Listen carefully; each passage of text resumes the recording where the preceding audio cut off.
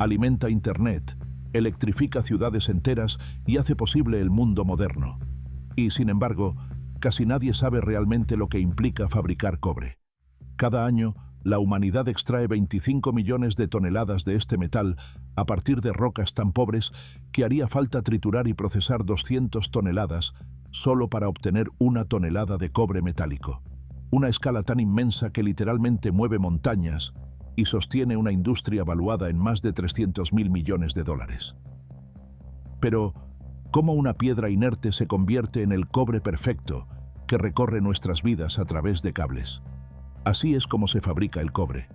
Y dentro de estas enormes plantas de fundición y refinación, descubrirás el viaje oculto y la ciencia de alto riesgo que transforma la tierra en electricidad.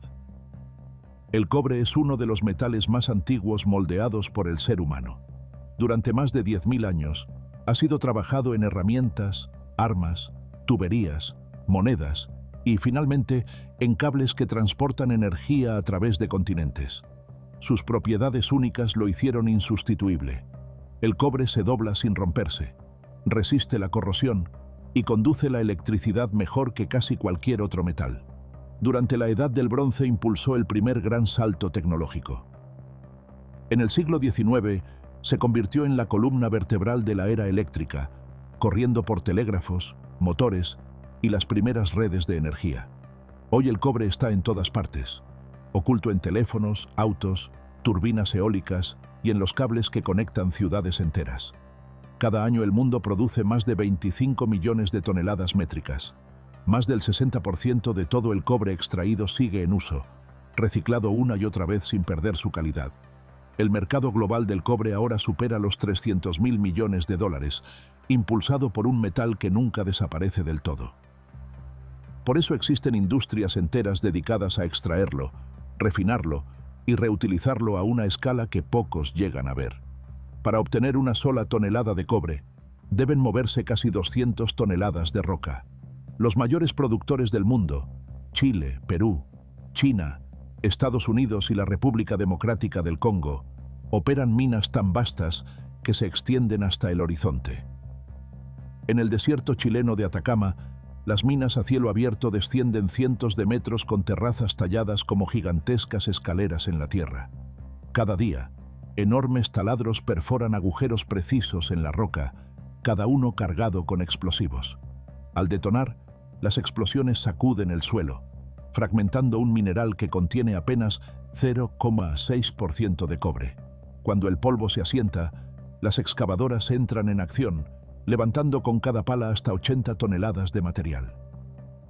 Los camiones mineros, tan altos como una casa de 2 pisos y con un peso superior a las 400 toneladas cuando están cargados, avanzan lentamente por caminos serpenteantes hasta el triturador principal. Allí, la escala resulta casi inconcebible. Un solo turno puede mover tanto material como una manzana entera de ciudad. Aquí es donde el viaje del cobre abandona la montaña y entra en el mundo de las máquinas y los molinos.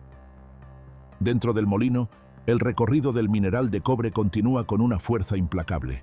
Trituradoras gigantes muerden las rocas, reduciéndolas a guijarros en segundos.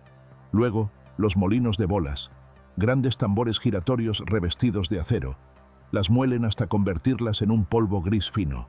Se añade agua y reactivos químicos, creando una mezcla espesa que fluye hacia los tanques de flotación. Allí, se inyecta aire a través del líquido. Las diminutas partículas de cobre, ahora cubiertas por los reactivos, se adhieren a las burbujas y suben a la superficie como una espuma brillante. Esta espuma se retira y se seca, formando un concentrado denso de cobre. En esta etapa, la pureza pasa de apenas una fracción de un porcentaje a hasta un 35%. Cada tonelada de concentrado lleva la promesa de un metal que pronto transportará energía a millones de vidas. La mezcla restante, llamada relave, se bombea hacia represas seguras donde se asienta fuera del proceso productivo. Lo que queda es un material listo para el fuego, el siguiente paso en la transformación del cobre de piedra a metal. Dentro del horno de fundición, el concentrado de cobre enfrenta temperaturas de hasta 1300 grados Celsius, más calientes que la lava volcánica. El proceso es casi autosuficiente. A medida que el aire enriquecido con oxígeno entra al horno flash, el concentrado se enciende en una violenta reacción, liberando suficiente calor para mantener el fuego sin combustible adicional. Se agrega arena de sílice, llamada fundente, para unirse con el hierro y otras impurezas.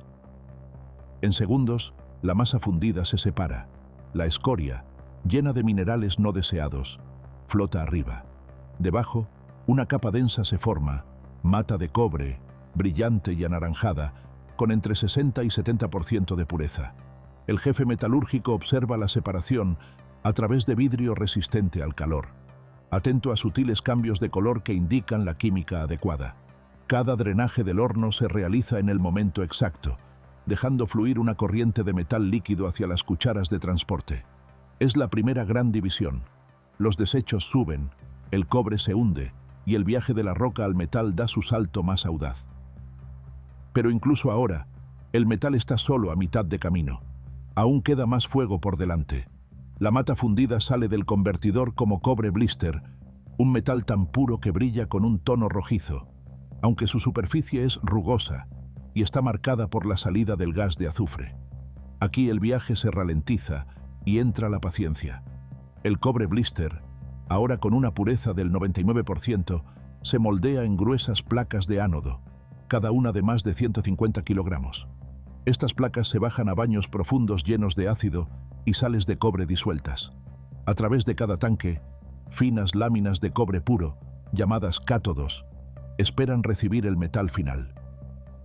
Cuando fluye la corriente eléctrica, los iones de cobre se desprenden del ánodo y viajan a través del líquido, atraídos hacia el cátodo. Durante 7 a 10 días, el cobre se acumula átomo por átomo, formando una lámina perfecta. Cada cátodo terminado pesa alrededor de 100 kilogramos y contiene cobre tan puro que se mide hasta 4 decimales, una pureza del 99.9999%. En el fondo del tanque se acumula un lodo oscuro. Dentro se esconden diminutas partículas de oro, plata y elementos raros recuperados de lo que al principio era solo residuo. En esta silenciosa alquimia eléctrica, el metal alcanza su perfección final, listo para el mundo más allá de las paredes de la refinería. El calor intenso regresa cuando los cátodos de cobre puro entran en la siguiente fase. En el pabellón de colada, estas láminas se funden una vez más y se vierten en moldes de lingotes, gruesas barras sólidas que pesan cientos de kilogramos. Mientras aún están calientes, cada lingote pasa al tren de laminación. Rodillos de acero masivos aplastan el metal, estirándolo hasta convertirlo en varillas largas y continuas. El proceso es implacable. Las máquinas presionan y alargan el cobre, reduciéndolo de una barra gruesa a un hilo delgado en cuestión de minutos. Luego, las bancadas de trefilado toman el relevo. Allí, las varillas de cobre se tiran a través de una serie de troqueles, cada uno más estrecho que el anterior. El metal se afina y se alarga, transformándose en alambre tan fino como 0.2 milímetros. A esta escala, una sola hebra puede extenderse por kilómetros. Pero el viaje aún no ha terminado. Para evitar la fragilidad, los alambres se recocen, se calientan y enfrían en ciclos precisos, restaurando su flexibilidad. Las bobinadoras recogen el producto final, listo para las pruebas que decidirán si cada hebra es digna de transportar energía al mundo. Cada hebra de alambre de cobre enfrenta una prueba final antes de salir de la fábrica. Para llegar a las redes eléctricas del mundo, cada bobina debe cumplir con el estándar internacional de cobre recocido, 100% de conductividad, sin excepciones. Los ingenieros pasan sensores de corrientes parásitas de alta frecuencia a lo largo del alambre, buscando grietas ocultas o defectos microscópicos que puedan interrumpir el flujo eléctrico. Durante todo el proceso, las pruebas no destructivas confirman que el metal se mantiene puro, flexible y libre de inclusiones. Solo el cobre que pasa estas verificaciones se etiqueta y certifica para su envío. Cada bobina lleva un código único que la vincula con sus resultados de prueba y su lote de producción. La fiabilidad no es solo una promesa.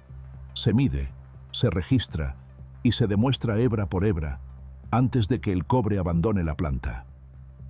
Hoy, más de un tercio del suministro mundial de cobre proviene del reciclaje. Cables, motores y componentes electrónicos antiguos renacen sin perder ni un solo punto de conductividad. En la fundición de Boliden Rönnskär, en Suecia, los sistemas de circuito cerrado funden chatarra y mineral nuevo lado a lado, mientras los hornos impulsados por energía eólica y el reciclaje de agua reducen las emisiones de carbono por tonelada a casi la mitad en comparación con las plantas antiguas. Los gases de azufre, antes una amenaza, ahora se capturan y se venden como ácido sulfúrico, convirtiendo el desperdicio en ganancia. A medida que la demanda global crece, estas innovaciones mantienen al cobre en circulación constante, listo para alimentar a la siguiente generación una y otra vez. Cada año, más de 25 millones de toneladas métricas de cobre se extraen, refinan y envían por todo el mundo, impulsando ciudades, industrias y la vida diaria. Este documental ha mostrado cómo el viaje del cobre abarca continentes, desde minerales con solo 0.6% de contenido hasta alambres terminados probados para una conductividad del 100%. Más del 60% de todo el cobre extraído sigue en uso gracias a su capacidad de reciclaje casi perfecta y a una tasa global de recuperación que ya supera el 35%. Sin embargo, a medida que la demanda aumenta, siguen abiertas las preguntas sobre cómo asegurar los suministros futuros, minimizando el impacto ambiental.